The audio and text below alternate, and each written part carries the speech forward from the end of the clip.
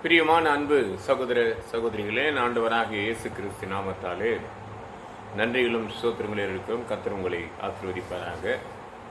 இன்று செய்தி உங்களுக்கு நான் கடந்து போல ஆலயத்துக்குள்ளும் சொல்ல முடியாத ஒரு மழை, ஒரு பலத்த மழை.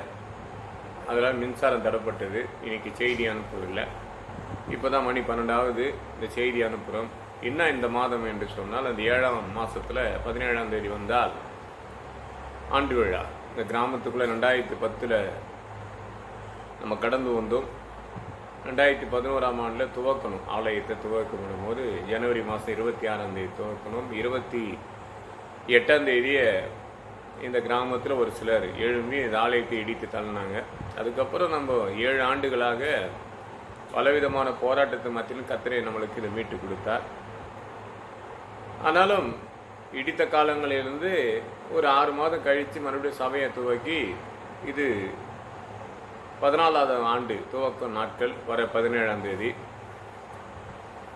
அப்போ ஒவ்வொரு ஆண்டுகளும் ஒரு வித்தியாசத்தோடு ஏதாவது ஒன்று செய்வோம். என்ன பண்ணுவோம், அந்த ஆண்டு விழாவுக்கு சபையார்களுக்கும் மற்ற ஏழை எளியர்களுக்கு ஆகாரம் கொடுப்பது, வஸ்திரம் கொடுப்பது போல இருக்கும்.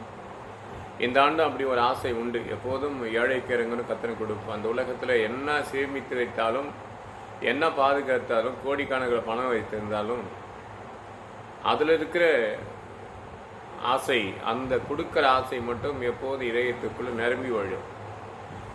இல்லாத குறை தான் இருந்தால் அதை எப்போதும் செய்து கொண்டே இருப்பேன். உங்களுக்கு எல்லாருக்கும் ஒரு சிலருக்கு தெரியும், காற்று மழைகள் 1 சாமுவேல் புத்தகத்தில் 12ஆம் அதிகாரத்தில் 16ஆம் வசனத்தில் கர்த்தர் உனக்கு செய்யும் காரியத்தை நின்று பாருங்கள் என்று சாமுவேல் இடத்துல தேவன் சொல்லுவார். சாமுவேல் ஜெபித்த உடனே என்னாச்சுங்களாம், அப்படியே மின்னலும் காற்றும் அடித்து மழையை கட்டளையிட்டாராம். சொன்ன உடனே நடக்குது. ஒரு ராஜா வேண்டும் என்று ஜனங்கள் விரும்பின நிமித்தமாக ஜெபித்த அன்னைக்கு எப்படி நம்ம வேதத்தில் படித்தோம். அது 1 சாமுவேல் புத்தகத்தில் 12ஆம் அதிகாரம் 18ஆம் வசனம் படிக்கும் போது அந்த மின்னலும் காற்றும் அடித்து அதுக்கப்புறம் மழையை கட்டளையிட்டு ஜனங்களே பயந்தான். அப்படியேப்பட்ட மழை தான் இன்னைக்கு மாலையில் சரியாக 7 மணிக்கு ஒரு 6:30 மணிக்கு துவக்கணும் மழை. தொடர்ந்து அது 1 மணி நேரம் 1.5 மணி நேரம் மழை. அது ஒரு பயத்தை உண்டாச்சு. வாகனங்கள் எல்லாம் வைக்கப்பட்டது. இது நாங்கள் இருக்கிறது இது பெரிய ஐரோடு. இந்த ஐரோட்டில் போகிற வண்டியெல்லாம் ஓரம் கட்டிட்டாங்க. அப்படிப்பட்ட காற்று, வண்டியே ஒரு சாயிற அளவுக்கு இருந்த இந்த காற்று ரொம்ப கஷ்டமாக இருந்தது.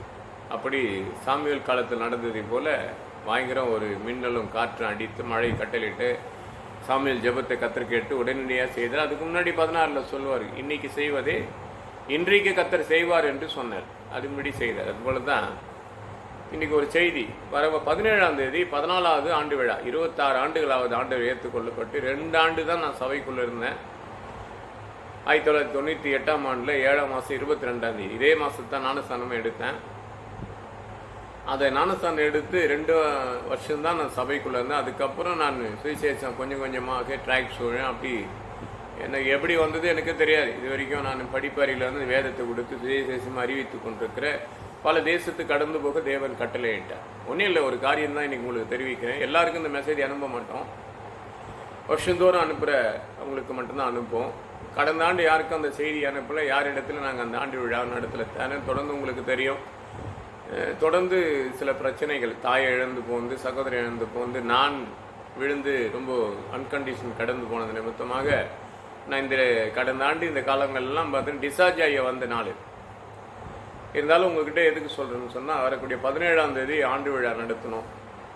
அது புதன்கிழமை வருது. அது மதியானமே ஒரு சிறு கூட்டத்தை போட்டு உணவு கொடுத்து, ஒரு வயது கடந்து போனவங்களுக்கு ஒரு சேரீ கொடுத்து, வயது கடந்தவங்களுக்கு லுங்கி கொடுத்து அந்த ஆண்டு விழாவை மகிழ்ச்சியோடு நடத்துவது வழக்கம். 14ஆவது ஆண்டு விழா. இந்த கிராமத்துக்குள்ளே 14 ஆண்டு அது. இது பிறந்த ஊர். எங்கள் தாய் தகப்பனெல்லாம் பிறந்த கிராமம் தான் இது. நாங்கள் சென்னையிலே பிறந்து வளர்ந்தவன் நான். இருந்தாலும் இங்கே ஒரு ஆலயத்தை துவக்கி 14 ஆண்டுகளுக்கு 14ஆம் ஆண்டை கடந்து போக உதவி செய்ய எத்தனை அவமான நிந்தனை பார்த்த கிராமம் இது. அதனால் பார்க்குற அன்பு சகோதர சகோதரிகள் யாராக இருந்தாலும் ஒன்று, இதுக்காக ரொம்ப பிரயாசப்பட்டு ஜெபம் பண்ணுங்க. 2வது, இந்த செல்ஃபோன் மூலிமா தான் உங்களுக்கு செய்தி இதே நம்பருக்கு நீங்கள் உங்களால் இயன்றபடி கர்த்தருக்காக கொடுக்க நினைப்பதை செய்யுங்க. நீங்கள் உங்களுக்கு பின்னாடி பார்த்தீங்கன்னா எல்லாம் தெரியும். சுண்ணாம்பு அடிக்கணும். பார்த்தீங்கன்னா 3 ஆண்டு ஆச்சு சுண்ணாம்பு அடிக்க முடியல. தொடர்ந்து பயணிகள் வந்த பிரச்சனைகள் அப்படி சுதம் படிக்கணும், ஏழை எளியருக்கு உதவி செய்யணும், உணவு கொடுக்கணும். அந்த நாட்கள் ஒரு மகிழ்ச்சி நாட்களாக இருக்கும். இது அநேக ஜனங்களுக்கு சுவிசேஷம் அறிவிக்கிற ஒரு ஸ்தலம். இந்த ஸ்தலத்தை எப்பவுமே அழகாக வச்சிருக்க ஆசைப்படுவேன். வீட்டை கூட அவ்வளோ பார்க்க மாட்டேன், ஆலயத்தை அவ்வளோ சுத்தமாக வச்சுக்க ஆசைப்படுவேன். திண்ணனூர் பகுதியிலேருந்து ஒரு சகோதரி எப்பவுமே சொல்லுவாங்க, இந்த பின்னாடி பார்த்தீங்கன்னா எனக்கு பின்னாடி மேலே பார்த்தீங்கன்னா எல்லாம் போய் சில காயெல்லாம் வச்சு அது ஒரு ஸ்க்ரீன் மாதிரி போட்டு மூடுங்க அப்படின்வாங்க. மொத்தத்தில் ரொம்ப கடினமான கஷ்டம். எதையும் மூடக்கூடிய காலம் கிடையாது. இன்னும் அவங்களுக்கு தெரியாது. நாளைக்கு தான் அவங்க கடந்து இந்த செய்தி பார்க்குற நேரத்தில் அவங்க கிராமத்துக்கு கடந்து போகிறாங்கன்னு போய் சொல்லுவேன். நேரடியாக அந்த ஆண்டு விழா கூட அவங்களுக்கு கூட உதவி செய்ய சொல்லுவேன். நீங்களும் இதை பார்க்குற அத்தனை பேரும் தன்னால் என்ற ஒரு உதவி செய்யுங்க. இவ்வளோ தான் செய்யணுன்றது கட்டாயம் கிடையாது, கடமையும் கிடையாது. ஆனாலும் கடவுளுக்கு வேலை செய்வது, நான் செய்கிற வேலைக்கு நீங்கள் உதவியாக இருந்தால் தேவநாமம் மகிழப்படும். இது பார்த்தீங்கன்னா இது என் மூலியமாக தேவன் செய்கிற உதவி.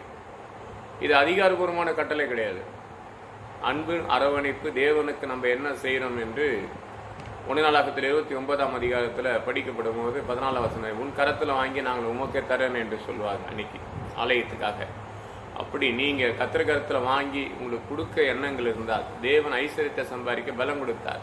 அது கொடுக்க எண்ணங்கள் இருந்தால் கொடுங்க. உங்களுக்கு எந்த நம்பரில் அந்த செய்தி அனுப்புனா அதே நம்பருக்கு நீங்கள் அந்த பணத்தை அனுப்புங்க. அனுப்பும் போது உங்கள் பேர்களை அதில் பகிர்ந்து அனுப்புனா உங்களுக்காக நாங்கள் ஜெபித்துக் கொள்வோம். உங்கள் குடும்பத்துக்காக ஜெபித்துக் கொள்வோம். நீங்கள் கையிட்டு செய்கிற வேலைகளுக்காக ஜெபித்துக் கொள்வோம். உதவி செய்யுங்க. உதவி செய்யறதுக்கு முன்பாக இதுக்காக ஜெபம் பண்ணுங்க. என்னுடைய காரியத்துக்காக எத்தனையோ காரியத்துக்கு நீங்கள் ஜெபித்திருக்கிறீங்க. அதுபோல் இதுக்கும் இது எல்லாருக்கும் அனுப்ப மாட்டேன். இந்த 500 பேருக்கு அதை அனுப்ப மாட்டேன். ஒரு சிலருக்கு தெரிஞ்சவங்களுக்கு மட்டும்தான் டைரெக்டாக அனுப்புவேன். ஏன்னா எல்லாரையும் கேட்க முடியாது. ஏன்னா ஆண்டவர் ஏற்றுக்கொள்ளப்பட்ட காலங்களில் போய்ட்டு அவங்களை இதை கொடுங்க அதை கொடுங்க நான் எப்பவுமே கேட்க மாட்டேன். ஒரு சிலர் தெரியும் இல்லையா, ஆதியிலேருந்து இந்த விண்ணப்பத்தை பார்த்துருக்கிறவங்களுக்கு மட்டும் அனுப்பும்.